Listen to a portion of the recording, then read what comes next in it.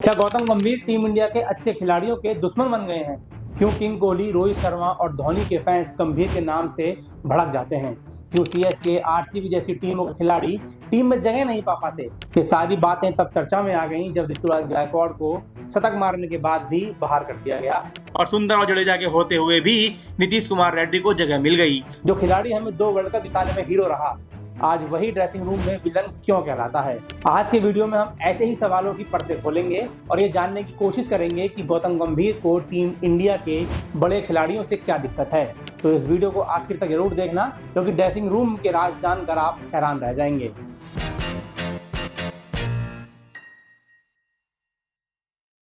नमस्कार दोस्तों, मेरा नाम है मनोज सिंह और आप देख रहे हैं ओपन क्वेश्चन। क्रिकेट में इन दिनों एक ही नाम की चर्चा है, गौतम गंभीर। कोच बनते ही उन्होंने टीम के कायदे कानून सब बदल दिए, लेकिन इस कहानी की शुरुआत कोच बनने से नहीं बल्कि उससे थोड़ी पहले से शुरू होती है। अगस्त 2023, जब कोलकाता नाइट राइडर्स ने गौतम गंभीर को टीम का मेंटर बनाया, तभी से कहानी ने नया मोड़ ले लिया। केकेआर वही टीम थी जिसे उन्होंने कप्तान रहते हुए 2012 और 2014 में चैंपियन बनाया था, लेकिन इस बार रोल अलग था। उनके हाथों में बल्ला नहीं था, बल्कि सोच, सिस्टम और फैसले की ताकत थी। मैनेजमेंट में आते ही उन्होंने साफ कर दिया कि टीम नाम से नहीं काम से चलेगी। ड्रेसिंग रूम में माहौल बदला, खिलाड़ियों को साफ साफ रोल मिले और स्टार सब धीरे धीरे गायब होने लगा। नतीजा यह हुआ कि 26 मई 2024 को केकेआर ने फाइनल जीतकर आईपीएल की तीसरी ट्रॉफी उठा ली। इस जीत के बाद क्रिकेट जगत में एक बात जोरों से कही जाने लगी कि गौतम गंभीर जहां भी जाते हैं वहां सिस्टम बनाते हैं, वो असली गोट हैं। आईपीएल जीतने के बाद जून 2024 से गौतम गंभीर लगातार टीम इंडिया से जुड़े मुद्दों पर खुलकर बोलते हुए नजर आए। इसी दौरान खबरें ये आने लगी कि बीसीसीआई उनसे इंडियन क्रिकेट टीम का हेड कोच बनने को लेकर बातचीत कर रही है। गंभीर ने इस बातचीत में कोई जल्दबाजी नहीं दिखाई। उन्होंने साफ कर दिया कि अगर जिम्मेदारी मिलेगी तो पूरी आज़ादी के साथ मिलेगी। इसी के बाद जुलाई 2024 को गंभीर ने कोच बनने से पहले कुछ शर्तें रख दी। उनका मानना था कि अगर कोच सिर्फ नाम का हो तो टीम आगे नहीं बढ़ सकती। जैसे टीम के फैसलों में उनका पूरा कंट्रोल होगा, वह अपना सपोर्टिंग स्टाफ खुद चुनेंगे, जैसे कि बैटिंग, बॉलिंग कोच वगैरह वगैरह। सीनियर खिलाड़ी जैसे कि रोहित शर्मा, जडेजा के लिए कड़े लक्ष्य तय किए जाएंगे। टेस्ट क्रिकेट के लिए एक बिल्कुल नई टीम तैयार की जाएगी। इन शर्तों को मारने के बाद ही भारतीय क्रिकेट टीम का कोच गंभीर को बनाया गया। लेकिन कोच बनने के बाद गंभीर ने ऐसे ऐसे खिलाड़ियों को टीम से बाहर कर दिया जिनके क्रिकेट में अच्छे खासे फैंस थे। टेस्ट टीम से चेतेश्वर पुजारा, अजिंक्य रहाणे टीम से बाहर हो गए, जिसके बाद फैंस गंभीर से नाराज हो गए और गंभीर का जबरदस्त ट्रोल करने लगे। इससे पहले भी गंभीर विराट कोहली से कई बार भिड़ चुके थे, तो उनके फैंस तो हमेशा से ही गंभीर को ट्रोल करते रहे हैं। गंभीर को टीम सिलेक्शन तक में कंट्रोल दिया गया और इतने कंट्रोल के बाद भी टीम सिर्फ टी20 में परफॉर्मेंस जबरदस्त दिखा रही है, वहीं ओडीआई और टेस्ट में टीम स्ट्रगल करती हुई नजर आ रही है।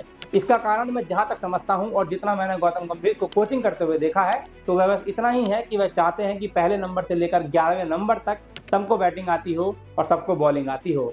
इसमें जितना बड़ा हाथ गौतम गंभीर का है, उतना ही बड़ा हाथ इसमें सेलेक्टर अजीत अगरकर का भी है। सेलेक्टर तो वही है ना।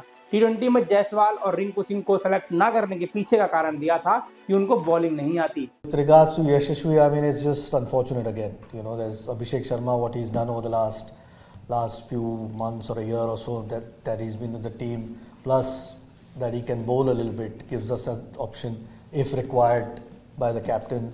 ये ऑलराउंडर वाला मामला टी20 में कामयाब तो हो जाता है, लेकिन ओडीआई और टेस्ट में बुरी तरह फेल होता है। ये दुनिया के हर क्रिकेट फैन को पता है। 2024 से लेकर अब तक भारत 2 ओडीआई सीरीज हार चुका है, एक श्रीलंका के खिलाफ और दूसरी ऑस्ट्रेलिया के खिलाफ। भारत श्रीलंका से 0-2 से वनडे सीरीज हारा था। यह हार इसलिए ऐतिहासिक थी क्योंकि भारत पिछले 27 सालों से श्रीलंका के खिलाफ कोई भी वनडे सीरीज नहीं हारा था।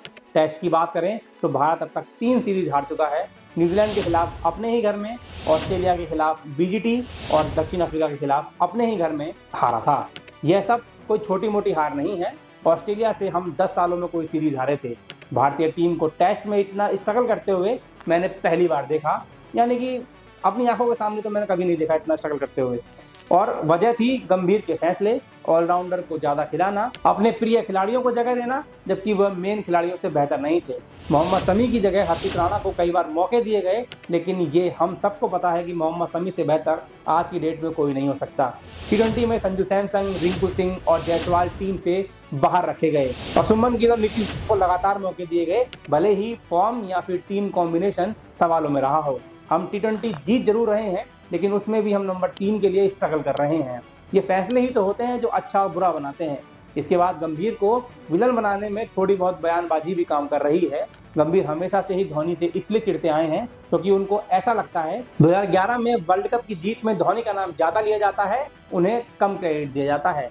लेकिन अफ्रीका से टेस्ट हारने के बाद प्रेस कॉन्फ्रेंस में गौतम गंभीर ने ऐसा बयान दिया कि वह खुद क्रेडिट लेने लगे। And yes, people can keep forgetting about it. I'm the same guy who got results in England as well. And I'm the same guy who won Champions Trophy and Asia Cup as well. देखिए, यहाँ मामला अपनी पसंद का नहीं है। जब धोनी कप्तान थे तो अपनी पसंद की टीम चाहते थे। एक टाइम पर दीपक चाहर, मोहित शर्मा जैसे बॉलर मेन बॉलर थे टीम के। विराट कोहली ने भी कई जगह अपने प्लेयर खिलाड़ियों को मौका दिया, लेकिन प्रॉब्लम है बयानबाजी। धोनी हो, रोहित हो, विराट कोहली हो, ये सब बयानबाजी से दूर रहे हैं। उन्होंने कभी मीडिया के सामने जाकर ये नहीं बोला कि हमने ये जिताया है या वो जिताया है, और यही बात फैंस को अच्छी लगती है। उनके फैंस बनते हैं और आपकी आलोचना होती है। इतना ट्रोल होने के बाद भी गंभीर ने आने वाली भारत बनाम न्यूजीलैंड सीरीज में ऋतुराज गायकवाड़ को बाहर रखा है और नीतीश कुमार जो कि एक ऑलराउंडर हैं उनको मौका दिया है, जबकि टीम में पहले से ही 2 ऑलराउंडर रविंद्र जडेजा और सुंदर मौजूद हैं। विवाद आपका धोनी से हो सकता है, विराट कोहली से हो सकता है, लेकिन आपने इसे पर्सनल ले लिया है और अब इसकी कीमत उनके कैप के खिलाड़ियों को चुकानी पड़ रही है। गंभीर का नो स्टार कल्चर व्यवहार में कुछ खास खिलाड़ियों को ही टारगेट करने जैसा दिखाई देता है। वर्ल्ड कप 2023 के दौरान भी गंभीर से एक बार सवाल पूछा गया था कि इन 8 खिलाड़ियों में से बेहतरीन कौन सा खिलाड़ी है, जिसमें विराट कोहली का नाम था, बाबर आजम का नाम था, लेकिन गंभीर ने बाबर आजम का नाम लिया। I have to ask you, एक प्लेयर आप पिक करें इनमें से जिन पे आपकी नजर होगी, who would you go for? Babar Azam. Gambhir की असली प्रॉब्लम यह है कि उनसे सहन नहीं होता कि कोई उन्हें 2011 का क्रेडिट नहीं देता, जबकि ऐसा कहकर उन्हें ज्यादा क्रेडिट मिलता है। उन्हें प्रॉब्लम है कि उन्हें कोई स्टार खिलाड़ी नहीं कहता, जबकि वे अपने दौर के एक बेहतरीन ओपनर खिलाड़ी थे। उनकी प्रॉब्लम है कि बस उनकी बात हो, उन्हें कोई ट्रोल ना करे। लेकिन क्रिकेट में सचिन को भी ट्रोल किया गया है, धोनी को भी ट्रोल किया गया है और रोहित और विराट कोहली को भी ट्रोल करते हैं लोग, क्योंकि भारत में क्रिकेट भावनाओं का खेल है और भारत के हर खिलाड़ी से हमारी भावना जुड़ी है। लेकिन आप किसी एक का अपमान नहीं कर सकते। क्रिकेट में फैंस भी थोड़े अजीब ही होते हैं, क्योंकि जब जीतते हैं तो तालियां बजाते हैं और जब हारते हैं तो तुरंत गाली देने लगते हैं। जैसे आजकल सुमन गिल तो पड़ रही है, लेकिन वाकई में सुमन गिल एक बहुत बेहतरीन खिलाड़ी हैं, लेकिन उसकी बात हम किसी और वीडियो में करेंगे। आपको क्या लगता है कि टीम में इतने एक्सपेरिमेंट ठीक हैं या फिर गौतम गंभीर कुछ खिलाड़ियों को बाहर करने पर तुले हुए हैं? मुझे अपनी राय कमेंट बॉक्स में जरूर बताना। बाकी ऐसी ही वीडियो के लिए चैनल को सब्सक्राइब जरूर करना। मैं मिलूंगा आपसे अगली वीडियो में, तब तक के लिए जय हिंद, वंदे मातरम।